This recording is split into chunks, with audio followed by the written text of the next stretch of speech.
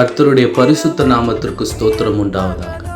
ஒரு மனுஷன் கர்த்தருக்கு ஊழியம் செய்ய வேண்டுமானாலும் அல்லது ஒரு நல்ல விசுவாசியாக கர்த்தருக்கு இந்த உலகத்தில் ஜெயமுள்ள வாழ்க்கையை வாழ வேண்டுமானாலும் அவனுக்கு மிகவும் தேவையான ஆவிக்குரிய ஆயுதம் தாழ்மையாகும்.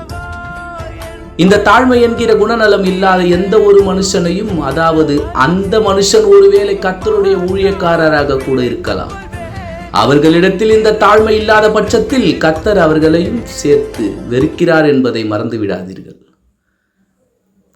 நம்முடைய ஆண்டவரும் இரட்சகருமாகிய இயேசு கிறிஸ்து மிகவும் உயர்ந்தவராயிருந்தும் இந்த உலகத்தில் வாழ்கிற பாவியான நம்முடைய பிள்ளைகளை மீட்பதற்காக அவர் தம்மை தாமே தாழ்த்தி பூமிக்கு இறங்கி வந்தார் என்று வேதம் சொல்லுகிறது. ஆமென்.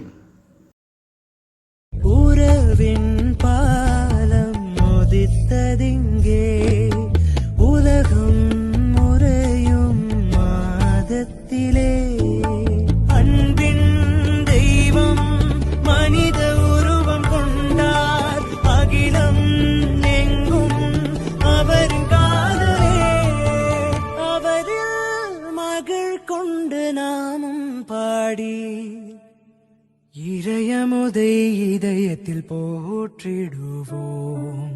மார்கழி மாதத்து பனியினிலே மன்னன் பிறந்தது தொழுவினிலே, மார்கழி மாதத்து பனியினிலே மன்னன் பிறந்தது தொழுவினிலே, தூதர்கள் பாடிடும் பொழுதினிலே துயில்கின்றது அன்னை மடியினிலே, தூதர்கள் பாடிடும்